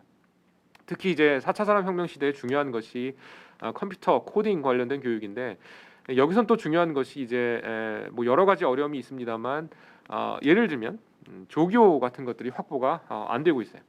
제가 뭐 어떻게 하다 보니 대학원을 외국에서 나왔는데 제가 굉장히 깜짝 놀랐던 게 그 코딩 교육을 받는데 조교가 그 학생 7명당 1명인 거예요. 처음에 왜 7명당 1명인지 궁금했는데 그 이유는 일주일이 7일이잖아요. 조교 한 명이 월, 화, 수, 목, 금, 토, 일 매일 이제 자기 시간을 할당해서 한 명의 수강생하고 무조건 만나요. 그래서 소위 말하는 빨간 펜으로 이사 학생이 이 코딩 이게 문제다, 저게 문제다 지적을 해주는 거예요. 학부 교육이 그런 식으로 이루어지더라고요. 제가 깜짝 놀랐고 저도 정말 많은 걸 배웠습니다. 제가 그 대학원 공부를 시작하기 전에 이미 뭐 코딩 한 가닥 했는데 가서 보고 이제 정말 한 걸음 더 발전할 수 있는 그런 신선한 충격을 받았어요. 그럼 한국 교육에서 그게 되느냐? 이 중에서 조교 한 명, 학생 7명당 조교 한 명이 그 어사인되어 있는 그런 교육을 받으신 분은 없을 거예요. 네. 그래서 우리나라 최고의 연구 중심 대학이라고 하는 서울대학교에서도 그런 교육이 불가능하고요. 그 이유는 재원이고 조교 요원이 없고 여러 가지 열악한 환경입니다. 그리고 뭐 여러 가지 이슈로 인해서 대학교 때 학생들이 지쳐 있는 입학하자마자 지쳐 있는 그런 상황 아까 제가 말씀드렸고요. 그래서 4차 산업혁명 시대에 대학 교육 총체적 난국이고 특히 이제 초중고와 결부돼서 교육 시스템은 많은 혁신이 있어야 된다라고 저는 아주 명확하게 생각을 하고 문제 의식이 있습니다. 그리고 이공계 깊이 말씀해 주셨는데 이것들은 최근에 조금 그래도 완화가 되고 있지 않나 싶습니다. 여전히 이제 최상위 인재들은 의과대학으로 가는 그런 상황이고 교육 격차 심화에 대한 것은 네네. 어떻습니까? 예. 그래서 교육 격차 제가 아마 좀 이야기를 좀 줄여야 될 것 같은데 격차라고 하면 이제 여러 가지 측면에서 나올 수 있습니다. 정보 격차도 될 수 있고 교육 기회 격차도 될 수 있는데 교육 격차도 뭐 소득으로 인한 교육 격차가 있을 수도 있죠. 예를 들면 어떤 집은 랩탑이나 노트북이 10대씩 있는데 어떤 집은 한 대도 없을 수 있고 최근에 비대면 교육이 이루어지고 있는데 그런 것으로 인한 기회 불균형 일어날 수 있습니다. 그래서 그런 것들에 대한 해소는 이제 여러 가지 뭐 정부나 교육부나 여러 가지 이제 쪽에서 노력을 기울이고 있고요. 반면에 이제 교육 어떤 인프라를 넘어서는 컨텐츠나 이런 측면에서의 격차도 있을 수 있습니다. 그래서 비대면 교육이 이제 당분간 어떤 메인스트림 대세로 자리 잡는다고 하면 여러 가지 컨텐츠 측면에서의 보완도 반드시 이루어져야 된다라고 생각을 합니다. 네. 네, 뭐 이덕란님의 또 이정진 우리 조사관이군요. 뭐 사회적 불평등 심화에 대한 우려, 결국 민주주의 이업 가지고 질문 주셨고요. 이 질문은 좀 새로운 질문이니까 제가 윤 위원장님께 질문 드리겠습니다. 심성훈님의 질문입니다. 최근 EU가 주도하는 디지털세로 인해서 미국 EU 간 무역 분쟁이 발생했습니다. 바이든 정부는 트럼프 때와 달리 디지털세에 대한 긍정적인 반응을 보이고 있어서 도입 확률이 높아지고 있습니다. 우리나라, 인도, 중국 등 디지털 산업이 발전하는 국가들의 반발은 없을지요? 또 아시아 개도국 간의 갈등이 야기될 가능성에 대한 고견을 여쭙고 싶습니다라는 질문입니다. 예, 그래서 역시 뭐 국제적으로 보면 EU하고 미국 뭐 말씀해 주셨고 뭐 중국이나 아니면 다른 나라들 관련해서 이런 디지털세나 여러 가지 과세나 이런 것들에 대한 논의가 이제 시작이 된 것 같고요. 한국에서도 관련된 논의가 이제 그 관련된 부처 중심으로 이루어지고 있는 것으로 알고 있고요. 저희 4차 위에서 이 디지털세와 관련돼서 뭐 어떤 심도 있는 논의나 뭐 이런 것들이 아직은 이루어지지 않았습니다. 하지만 이제 어떻게 보면 제가 뭐 생태계라도 표현을 했고 큰 그림으로 보면 이제 4차 산업혁명이나 뭐 IT 기술이나 이런 것들이 이제 어떻게 보면 피해갈 수 없는 그런 이슈이기도 한 것 같고요. 그래서 각 나라가 처한 상황이 다르고 그리고 기업들이 그 놓인 환경이 다른 것 같습니다. 그래서 일부는 이런 디지털세가 적극적으로 도입돼야 된다라고 보는 그런 측면도 있고 또 일부 계층에서 봤을 때는 이제 그렇지 않다라고 하는 그런 면도 많이 있습니다. 그래서 이것도 이제 마찬가지로 이해관계자들 간의 어떤 그 다툼이나 상충이 있을 수 있고 저희 4차 산업혁명위원회에서 이런 그 이해관계가 첨예한 경우에 이제 함께 모셔서 서로 그 간격을 좁히고 하는 그런 시스템 해커톤이라고 하는 그런 기제를 가지고 있습니다. 그래서 디지털세와 관련된 그런 논의가 계속되고 그리고 이제 명확한 이해관계 당사자들 간의 어떤 다툼의 여지가 있다면 저희 4차 회의에서 이런 것들을 적극적으로 논의해 나갈 그런 생각입니다. 그래서 디지털세와 관련된 매우 중요한 이슈 맞고요. 관련돼서 여러 가지 고려가 복합적으로 그리고 무엇보다 긍정적으로 이루어져야 될 것 같다라고 생각을 합니다. 네, 지금 뭐 제한된 시간입니다만 최소한 질문을 한 5개 정도는 추가로 소화를 해야 될 것 같아서요. 윤 위원장님, 그 조금 짧게 해서 여러 개 질문 좀 드리겠습니다. 네. 예, 그 중에 하나가 앞서 말씀드려서 우리나라가 지금 이제 4차 산업 관련해 상당히 앞서 있는 쪽으로 말씀하셨는데 질문 중에서 박동찬님의 질문입니다. 이런 분야는 중국이라든가 미국 쪽에 비춰서 꼭 그렇게 앞서 있는 것 같아 보이지 않는다라고 얘기한 질문이 있고요. 사실에 관한 질문이었고요. 또 하나는 우리나라가 어느 분야에서 특히 앞서 있다고 보시느냐. 또 그게 유웅저님의 질문인데요. 더불어서 앞으로 조금 여러 가지 4차 산업 관련 분야 중에서 우리가 좀 집중해야 될 분야가 어느 쪽이라고 보시는지 한 3가지 정도 질문이 포함되어 있습니다. 예, 그래서 한꺼번에 제가 조금 녹여서 답을 드리면 일단 그 일부 지적해 주신 바가 틀리는 것은 아닙니다. 이제 AI나 빅데이터 4차 산업혁명 분야의 세계 최강국을 꼽으라고 하면 이제 투탑이라고 얘기하는데 미국과 중국이고요. 다른 나라 비해서 압도적인 격차를 보이고 있습니다. 그 뒤에 이제 캐나다나 영국, 기존에 이제 캐나다가 다른 쪽에서는 뭐 상대적으로 두각을 드러내지 못했지만 이런 인공지능 분야에서는 캐나다가 압도적인 우위를 보이고 있습니다. 그래서 캐나다나 영국이 굉장히 잘하고 있고 그를 이어서 아마 제가 보기에는 한국과 이스라엘이지 않나 싶어요. 그러니까 국제 학회나 여러 가지를 보면 이제 한국의 위상이 아시아에서는 중국 다음임은 거의 확실합니다. 일본보다 우리가 잘하고 있고요. 하지만 이제 여전히 많이 길러야 되는 분야도 있고 우리가 아주 주류가 되는 정말 메인스트림 AI 기술에서 세계 최고냐 이것은 아니라고 보고요. 그리고 앞으로 그럼 세계 최고가 될 가능성이 있느냐? 역시 이제 많은 노력이 필요합니다. 데이터나 이런 거의 부족으로 인한 문제도 있고요. 반면에 한국이 강점을 보이는 분야도 있습니다. 예를 들면 제조업이 이제 한국이 굉장히 강점을 보이고 있고 제조업과 신기술이 접목된다라고 하면 그 경쟁력이 더욱 올라갈 것이고 하나만 꼽으라고 하면 사실은 저는 반도체 분야를 꼽고 싶습니다. 최근에 언론에서도 반도체 중요성 그리고 계속 부각이 되고 있는데 한국의 메모리 반도체나 그리고 이제 최근에 파운더리 쪽에서 경쟁력을 확보하고 있는데 AI와 접목돼서 AI 반도체가 될 건 이런 쪽에 이제 한국이 아주 큰 경쟁력을 가질 수 있는 그런 분야라고 보고 그런 쪽의 육성이 많이 이루어져야 되지 않나 싶습니다. 네, 정준하 조사관. 네, 그 제조업에 대해서 말씀해 주셨는데 사실 우리나라의 산업 구조의 특징을 보자면 굉장히 그 다양한 기초부터 중소기업, 대기업, 글로벌 대기업까지 이런 모든 스펙트럼의 산업을 가지고 있는 세계 몇 안 되는 나라로 우리나라를 뽑고 있습니다. 하지만 그 디지털 전환, 산업의 디지털 전환의 사례를 보면 일부 테크 기업, 빅테크 기업을 중심으로 이 디지털 전환이 확대되고 있는데요. 그렇다면 이제 중소기업이나 영세기업들은 사실 기존의 방식대로 계속 갈 수밖에 없는 상황인 것 같습니다. 자, 우리가 이제 그 이 디지털 사회의 디지털 경제를 확대시키기 위해서는 이런 중소 영세기업의 디지털 전환을 좀 더 확산시키고 지원할 필요가 있는데 뭐 적절한 방법이 있을지 의견을 좀 부탁드리겠습니다. 네, 역시 굉장히 정확한 지적이시고요. 글로벌 기업들 뭐 디지털 전환 급속도로 이루어지고 있고 아주 앞서 나가고 잘하고 있습니다. 하지만 상대적으로 보면 작은 기업들 어려움을 겪고 있고요. 그래서 여러 가지 도움을 정부에서 이제 그 마련한 것으로 그렇게 파악이 됩니다. 예를 들면 이제 각종 바우처 사업들이 있습니다. 그래서 컴퓨팅 인프라나 데이터들을 활용할 수 있는 그런 바우처 사업이 있고요. 그리고 중기 벤처부 쪽에서는 이제 캠프라고 해서 KAMP라고 하는 그런 중기를 위한 데이터 플랫폼 이런 것들도 이제 갖춰 나가고 있고요. 그래서 중소기업의 여러 가지 역량이 이제 상대적으로 부족한 면이 있기 때문에 그런 쪽에서 디지털 전환을 돕기 위한 그런 노력들은 반드시 이루어져야 된다라고 생각을 합니다. 네, 지금 코로나19 상황이 오히려 4차 산업 시대의 전환에 오히려 촉매제 역할을 하고 있다라고 했었는데 일부에서는 최근에 오히려 다시 이제 코로나19 국면이 조금 이전의 사회로 회복되는 게 불가피하지 않느냐, 대면 사회로의 전환을 얘기하고 있는데 과연 코로나19를 겪으면서 지금 우리가 얘기하는 4차 산업 이 전환에 어떤 영향을 미칠 것인가, 향후 어떻게 전망하시는가 이 질문입니다. 예, 그래서 역시 뭐 4차 산업혁명이라는 이제 말을 만들어낸 분, 뭐 그런 곳에서 이야기한 키워드인데 Great Reset이라는 그런 용어가 요즘 이제 화두입니다. 그래서 리셋, 다시 세팅하는 거죠. 말씀하신 대로 코로나 때문에 우리가 잠깐 미래에 다녀온 거고 다시 이제 일상으로 복귀하는 그런 시점이 다가올 것입니다. 그래서 리셋을 해야 되는데 그럼 기존하고 동일하게 할 것이냐 거기에 대해서는 여러 가지 이제 이슈가 있습니다. 우리가 살짝 갔다 온 미래에서 맛보고 이거 너무 좋구나 한 것들도 있을 것이고 안 좋네 이건 해서는 안 되겠네라고 하는 것도 있을 것이에요. 그래서 그런 것들을 잘 녹여내서 Great Reset, 뭐 Better Reset 이런 것들이 필요한 상황이 아닌가 싶고요. 뭐 불가피하게 일부는 이제 조금 뭐 다시 원래대로 돌아가는 면도 있을 것이고 뭐 그렇습니다. 그래서 뭐 맞는 의견이신 것 같습니다. Great Reset이라는 한마디 용어로 정리할 수 있을 것 같습니다.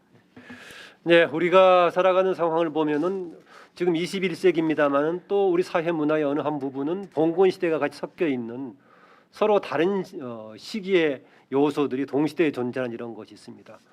지금 미래 4차 산업 시대의 미래를 얘기하고 있는데 우리 사회의 다른 부분은 또 과거의 혁신에서 벗어나지 못하고 있습니다. 예컨대 가장 중심에 서야 될 정치 분야 같은 경우는 지금 21세기인데도 민주화 운동 시기의 정치적인 권력 투쟁이 벌어지고 있는가 하면은 다양한 부분이 엮여져 있습니다. 이 점에서 봤을 때 지금 4차 산업혁명위원회 위원장으로까지 참여하고 있는 이쪽 분야의 전문가로서 정말 좀 시대에 맞는 혁신이 필요한 우리 사회 영역을 좀 부탁을 드리고 싶다면은 어느 영역이라고 생각하십니까? 예, 제가 민간 전문가로서 사차위에 조인을 했고 저의 전문 영역은 공학 기술 쪽이기 때문에 제가 정치에 대해서는 전혀 알지 못합니다. 제가 정치 쪽만 얘기한 게 아니라 예를 들었던 거고요. 네. 우리 사회 분야에서 정말 미래사라고 가기 위한 네, 네. 변화가 필요한 부분을 얘기한 겁니다. 제가 아까 뭐 열변을 토한 부분에서 짐작하셨겠지만 저는 교육 쪽이 그 중에 하나라고 생각을 합니다. 그래서 꼭 4차 산업혁명을 논하지 않더라도 지금 현재 우리가 처한 현실에서 우리나라가 많이 자라고 발전해 왔고 많은 이제 성과를 얻었는데 그리고 교육도 마찬가지로 우리가 많은 진전을 이루었습니다. 하지만 그럼에도 불구하고 더 잘하기 위해서 그래서 교육은 백년지 대계라고 하는데 우리의 후속 세대들을 위해서 지금 우리가 그 관심을 놓지 말아야 될 분야가 하나 있다라고 만약에 하나만 물어보신다면 저는 지금 교육 쪽이라고 생각을 합니다. 네, 교육 쪽 특히 우리가 보통 얘기하면은 혁신 보통 이런 얘기를 하게 되면은 되게 혁신을 얘기할 때 교육을 얘기하는데 우리 교육 분야에서 먼저 혁신적인 변화가 필요하다는 지금 이게 말씀을 주셨습니다. 우리 조사관 또 질문 하나 소개해드리겠는데요. 이승현 조사관인데요. 외교 통일 분야를 전공하는 쪽이어서 그런지 이런 질문입니다. 빅데이터 디지털 분야에서도 남북 간 교류하고 협력할 사업이 많다고 생각하는데요. 이와 관련해서 위원장님 평소 생각한 게 있으시다면 말씀을 듣고 싶습니다라는 질문입니다. 네, 사실은 분단된 국가에 살면서 뭐 좀 부끄러운 일이긴 한데 제가 북한의 상황을 잘 알지 못해서요. 그냥 막연히 언론에서 듣기로는 사이버 보안이나 이런 쪽에 좀 강점을 보이지 않나 싶고요. 근데 이제 그걸 조금 뭐 부정적인 쪽으로 활용이 돼서 해킹이나 이런 쪽으로 활용을 하고 있는데 조금 만약에 협력이 가능하다라고 하면 그것을 이제 건강하고 긍정적인 쪽으로 뭐 해커에도 화이트 해커라는 게 있습니다. 그래서 정보의 보안이나 이런 것을 이제 그 검증하고 테스트하는 그런 역할을 하고 사실은 굉장히 중요한 분야가 됩니다. 그래서 뭐 북한하고 협력할 수 있는 한 가지 분야를 4차 산업혁명 분야에서 꼽으라고 하면 뭐 그런 사이버 보안 쪽이 아닌가 싶고 단 이제 긍정적인 쪽으로 해킹을 같이 하자는 얘기 절대로 아니고 그런 훌륭한 기술을 이용해서 보안 기술, 정보 보호 기술 그리고 인공지능 보안이나 이런 쪽을 발전하는데 활용할 수 있지 않을까 생각을 합니다. 예, 지금 민간기업 얘기인데요. 박소영님의 질문입니다. 라인이 외국에서의 데이터 접근, 저장 등을 금지하기로 하였다는 기사가 발표되었는데 결국 우리나라가 활용할 수 있는 데이터가 확대되기 위해서는 디지털 기반의 민간 기업이 성장해야 하는 것 같습니다. 플랫폼 시장이 발전하면서 국경을 초월한 큰 기업으로의 집중 현상이 발생하고 있는데 우리나라 플랫폼 기업의 경쟁력을 위해서는 무엇을 할 수 있을까요? 라는 질문입니다. 예, 그래서 뭐 다른 분야에도 적용되는 말입니다만 특히 이쪽 IT나 4차 산업혁명 관련된 인공지능 뭐 이쪽에서는 이제 1등만 살아남는다라는 면이 강합니다. 뭐 조금 확대하자면 1, 2등 정도 살아남고 나머지는 죽는다. 그래서 그런 면으로 보면 우리나라 플랫폼 기업들도 지금 굉장히 이제 글로벌 IT 기업들과 아주 힘겨운 싸움을 벌이고 있고요.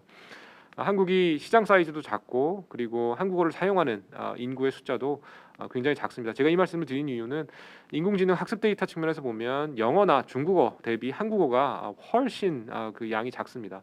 그래서 관련된 인공지능 기술을 발전하는 데도 많은 어려움이 있고요. 그런 면으로 보면 우리나라 플랫폼 기업들이 이제 굉장히 이제 어렵지만 뭐 고군분투하고 있는 그런 상황으로 보여지고요. 그래서 플랫폼과 관련된 여러 가지 이슈들이 많이 나오고 있는데 뭐 정부에선 당연히 그런 민간의 노력을 도와야 될 것이고 하지만 부정적인 쪽으로 발전하지 않도록 자율적인 그런 어떤 규제나 이런 것도 이루어지도록 해야 될 것이고요. 그래서 정부가 소비자나 이용자 보호에는 굉장히 적극적이어야 하고요. 반면에 혁신을 저해하는 그런 불필요한 규제들은 없어져야 된다고 생각합니다. 네, 혁신을 규제하는 불필요한 규제가 없어져야 된다. 규제 혁신까지 말씀 주셨는데요. 아까 최근에 와서 이제 총리도 공동위원장으로 참여하는 정부의 여러 가지 적극성 체계성을 강화했다라고 얘기하고 있는데 어떻습니까? 정부의 지금 이렇게 4차 산업을 주도하는 게 좀 장기적인 힘을 좀 받기 위해서 추가적인 과제 없습니까? 저는 일단 그 4차 산업혁명위원회라는 용어가 붙어서 약간 움찔했습니다. 4차 산업혁명이라는 용어는 익숙한데 위원회 앞에다가 혁명이 같이 붙으니까 어디 어디 혁명군의 뭐 조직처럼 느껴졌었는데 농담입니다만 명칭 과정에서 별다른 논의는 없었습니까? 어떻습니까? 이게 사실은 이제 정부 안에 혁명위원회가 있다라는 게 뭐 전무후무하고 전 세계적으로 유일하지 않을까 싶고요. 근데 제가 이제 두 번째 위원장입니다. 제 전임 위원장이 있으셨고 그 이제 제가 두 번째 위원장이고 아마 그 위원장께서도 왜 이렇게 장명이 됐는지는 아마 알지 못하실 것 같습니다. 아마도 이번 정부 출범 무렵에 4차 산업혁명이 화두로 떠오르면서 관련된 노력을 기울이자라는 뜻으로 아마 4차 산업혁명위원회라고 붙어졌을 텐데요. 예. 이제 제가 이해하는 저희의 소임은 이제 기술적인 산업적인 혁명적인 기술을 이제 사회에 녹아들도록 잘 이제 안착하도록 하는 그런 역할이 아닐까 싶습니다. 예, 그렇습니다. 그런데 아까 여러분 강조해 주셨는 게 입법적인 뒷받침 말씀하셨는데요. 현재 4차 산업혁명위원회가 가는 방향에 있어서 우선 시급한 입법적인 분야 좀 구체적으로 한두 가지 네네. 좀 얘기해 주신다면 어떤 네, 게 될 수 네. 있겠습니까? 뭐 정말 많은 도움이 필요합니다. 국회나 입법기관의 도움이 많이 필요하고요. 뭐 몇 가지 사례를 들면 이제 데이터 3법 개정안이 이제 발의가 됐고 추가적인 개정이 필요하고요. 개인정보보호법도 이제 지금 중요한 논의의 대상이 됩니다. 그리고 이제 아까 제가 실손보험 청구 잠깐 말씀드렸는데 이것도 보험업법 개정이 좀 필요하고요. 그래서 국민들이 정말 원하시는 그런 서비스가 제대로 이루어지려면 입법적인 도움이 반드시 필요하지 않나 싶습니다. 네. 정윤아 조사관 마지막 추가 질문 하나 해주세요. 네, 그 입법 지금 마지막에 이제 입법적인 관점, 입법적 대응에 이제 그 논의가 모아지고 있는 것 같습니다. 제가 이제 이 분야에서 그 조사 분석을 하다 보면 각 그 개별 영역 산업 분야별로 제도 개선, 입법 개선 수요가 굉장히 많습니다. 하지만 이런 수요들이 종합적으로 취합이 되거나 아니면 이것이 입법기관으로 좀 이렇게 효과적으로 반영이 되는 그런 루트가 사실은 지금 없는 것 같습니다. 뭐 샌드박스와 같은 형태로 일부 반영이 되겠지만 그것을 제외한 나머지의 그런 수요들이 상당히 그런 입법기관이나 정부기관으로 반영이 잘 안 되고 있는데 이런 그 입법 수요의 정부 비대칭성 이거 어떻게 해결할 수 있을 것 같습니까? 예, 역시 뭐 좋은 지적이신 것 같고요. 그래서 이제 제가 전에 학교에 있을 때는 사실 몰랐던 이슈가 이런 그 이해관계자들이 다양하고 그들 간의 조율이 필요하고 그리고 무엇보다 그 과정에서 입법 기관의 역할이 매우 큼을 이제 알 수 있었습니다. 그래서 이제 많은 논의, 민간과 정부 모여서 많은 논의가 이루어지고 나서 결국은 이제 그 마지막으로 가는 곳이 이제 입법과 관련된 그런 기관이거든요. 국회이거든요.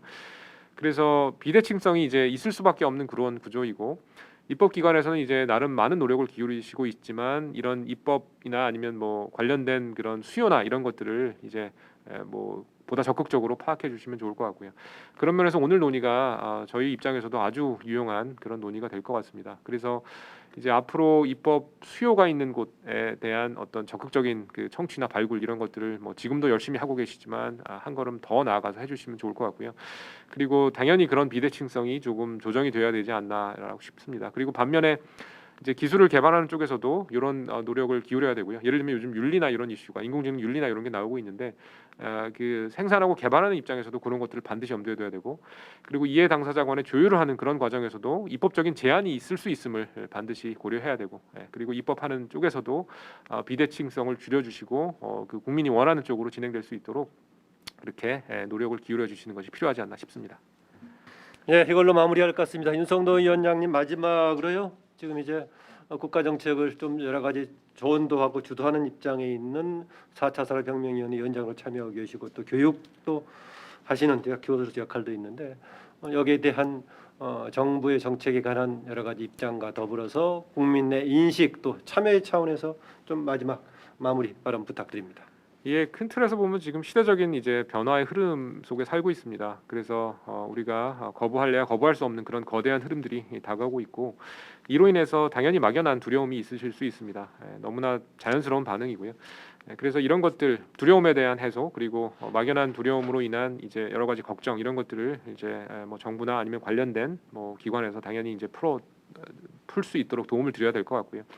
그리고 이제 뭐 입법 굉장히 중요하다고 제가 여러 번 말씀드렸는데 결국은 실제로 실행이 되려면 입법기관의 역할이 중요합니다. 그래서 오늘 제가 새벽밥을 지어 먹고 이렇게 나와서 말씀드리고 있는데 반드시 저희 사차위에 많은 도움을 주시고요. 국회를 통해서 실제로 이제 저희가 만들어 나가는 그런 뜻깊은 많은 일들이 구현되고 실현될 수 있도록 도움을 주셨으면 합니다. 네, 감사합니다.